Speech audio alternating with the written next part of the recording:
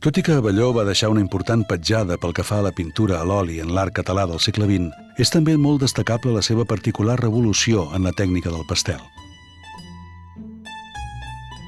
Amb Abelló, aquesta tècnica es renova i es transforma i aconsegueix les seves màximes possibilitats expressives, ja que fa que allò que és delicat sembli robust.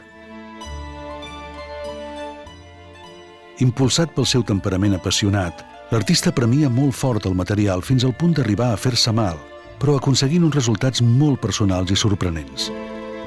Podem observar aquest fenomen en l'anomenada Sala dels Pastels de la casa del pintor.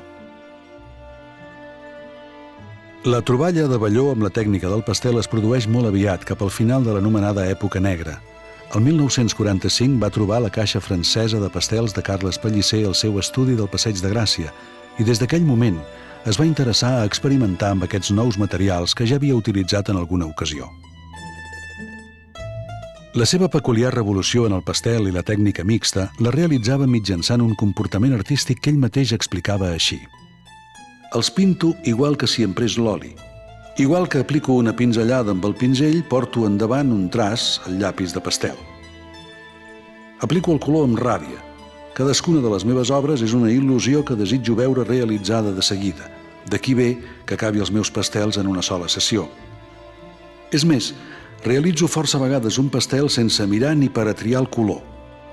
Vaig ficant tots els que tinc, però no buscaré un vermell o un blau, diguem. En tot cas me'ls trobo quan els agafo. No segueixo la teoria dels colors primaris i complementaris. Per això, quan algú m'ha preguntat quins colors necessito, he respost: els necessito tots.